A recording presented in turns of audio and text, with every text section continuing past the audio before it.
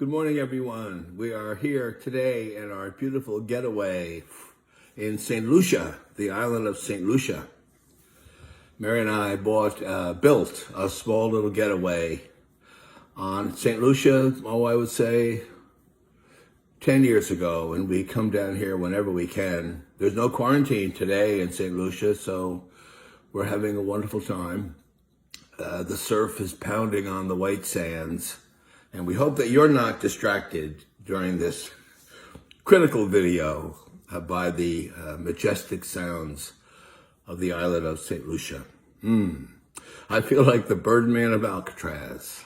I look out the window and see the ocean. Probably I'm in pretty great need of psychiatric care. Anyway, today I thought we'd talk a little bit about some trap to happiness. We have a lot of traps.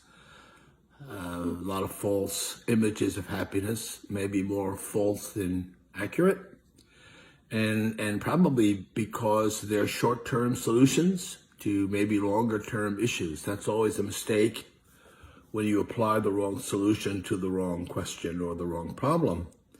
So maybe talk a little bit about the fantasy of pleasure. I just gave you a large fantasy. A pretty significant one about having a house in St. Lucia. We don't have a house in St. Lucia. I'm sitting in my kitchen. But if I ever had a house in St. Lucia and I ever could fly away down here, wouldn't it be lovely? And I'd have the answer to my problems. The fact of the matter is that very wealthy people are really no more happier statistically than people who struggle along. Now, the desperately poor of the earth, millions and billions of them actually, are not happy. And one must not be silly about that. But as my mother used to say, money doesn't cure everything. So pleasure is certainly a trap, seeking it, thinking that it is an elixir, that it will solve all my issues. If I could just get some pleasure in my life. And then leisure, that's another fantasy, leisure. I'll talk a little bit about that. What I don't like to do is talk about money and pleasure because it's very difficult for me to talk about them without moralizing about how rich people do. You hear it in stewardship sermons sometimes. I always heard myself, maybe echoes of it. Never liked that. Moralizing about the man who has everything or the woman who has everything, and yet they're not happy. And happiness is giving away and give. And there's a great truth in much of that, but there's also a moralizing and a judgmental attitude, which I've never liked myself even thinking, because so much of anti-pleasure methodology or ideology is based on jealousy. But there is a trap, I'm sure, that we can become happy if we have more pleasure, and we end up spending our lives seeking it. Or we could be happier if we just had more time. And so I think the problem is not so much in pleasure or in leisure. It's in thinking that they will be effective. If there's something in that quarter second of my life which is compulsive and which is based on an impoverishment, that something is owed to me, and I don't have it, and I don't know who took it, but I'm looking. The word pleasure is a lovely word. It comes from the French plaisir. We took the boys last summer, the grand boys, up to Amtrak, Washington D.C. Mary and I and Eric and Susanna and John Joseph and Porter Charles. We packed them into the Amtrak train. We went up and we had all these bags when we got to Union Station. It's not the most comfortable trip, especially with small boys. And it's not the most comfortable trip anyway. And so you're pretty tired when you get there, and then you have to find bags for 4 adults and 2 little boys, and they brought a lot of toys and this, that, and the other thing. And we got to the hotel. You get there at 7 or 8 in the morning, and the hotel won't bring you into the room until 3 or 4. And so what do you do with all these bags? And nobody was ill-tempered or short-tempered, but it was schlepping around. And we got 2 cabs. And I remember going up to the desk, and she said, well, the room isn't ready till 3. And that's understandable. And what do we do with these bags? Oh, well, I don't know. And another woman came over and she said, let me take them.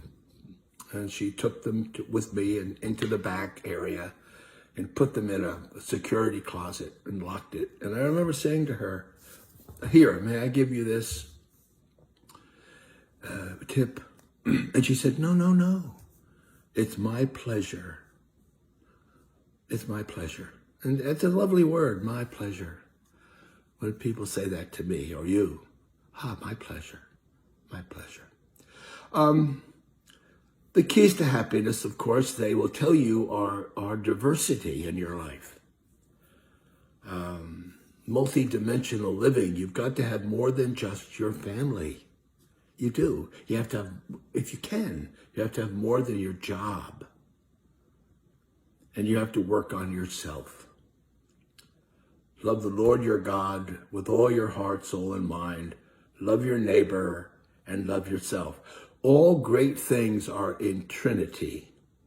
All great things are triune. God, self, neighbor, generosity, gratitude, happiness. Generosity and happiness, happiness and gratitude, gratitude and generosity. And in trinities, when you do one of the corners, one of the foci, you establish all of them because they feed on each other. If you want to be happy, be generous. Do an act of generosity. It's really difficult to be upset when you're generous. When these, we are home all the time with Amazon. I mean, I get a lot of stuff on Amazon. I know, but I do. I order stuff that I'm not allowed. I've only been out 4 times. In the 10th week, I went to the drugstore once and got yelled at by my children. I went to church once happily a couple Sundays ago. That was a great grace. And then I went to Old People's Day in Publix at 7 in the morning when they had that. And there's nobody there and whatever, but I've never been there. I'm not out, so I go to Amazon and I tip the Amazon driver. So that's $20. You should see the smile that erupts on that face. It's unbelievable. So if you want to be happy, do an act of generosity. We act our way into happiness. We do. We act our way into happiness.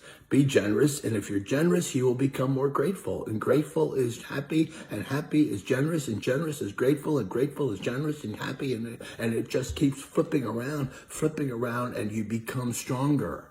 That's the key to it.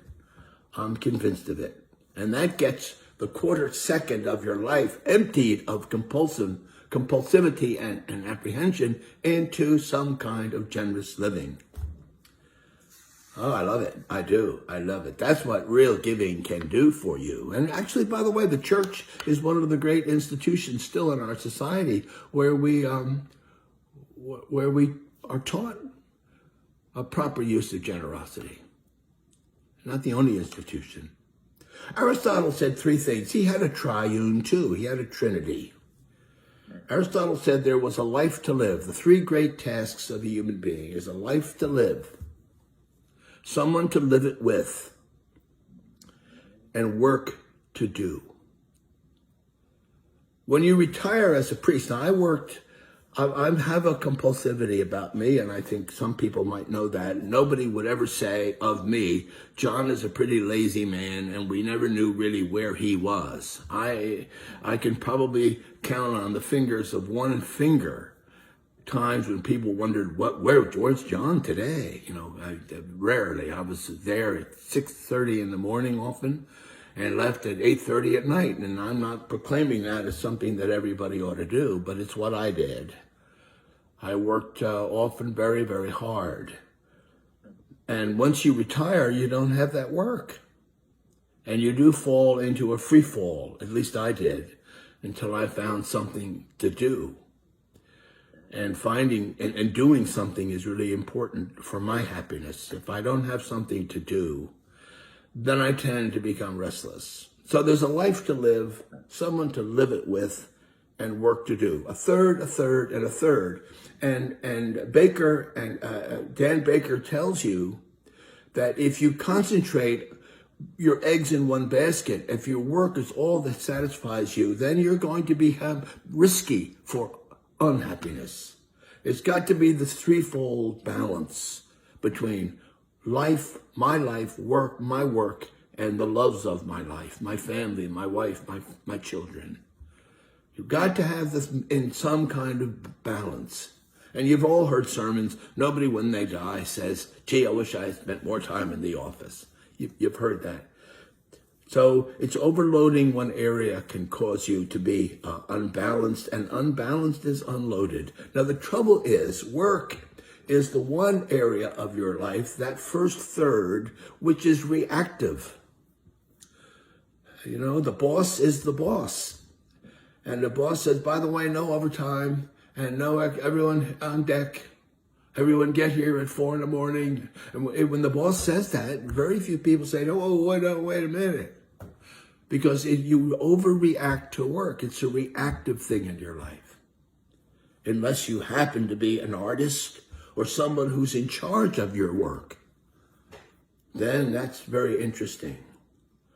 But it could be the overreactive, and the most that you have to overreact to is what you do. Your family can also be reactive, but less so. And who's the least reactive person in your life? You are. If those three things are threatened, which gets cut out? Yourself. Winston Churchill used to take a nap every day. Harry Truman took a nap every day at Potsdam in the middle of the atom bomb discussion when they wanted Joe Stalin to know they had a bomb. And they were going to blow him right off the earth if he didn't knuckle down.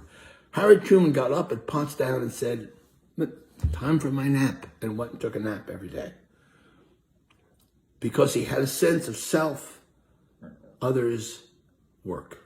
It's really important. 75% of American people fear retirement because they don't have enough savings. Working Americans, 75% estimated, do not have a retirement fund. They don't have a pension, and they work from paycheck to paycheck. And the problem with that is that you fear your future. You fear your future. You know, there's a doctor, a PhD, Ronnie Janoff Berman. Dr. Ronnie Janoff Berman. She teaches, I thought at Cornell. Anyway, she has done some studies, and where they get the sample from, I don't know. But the studies are 33, and 33. 33 people who have just recently won the lottery in significant numbers, that their life is now a life of leisure. 33 applicants, 33 participants. 33 ordinary Americans. 33 ordinary Americans. 33 people working every day in satisfying jobs. And then 33 people who've suffered a relatively sudden paralysis of some kind.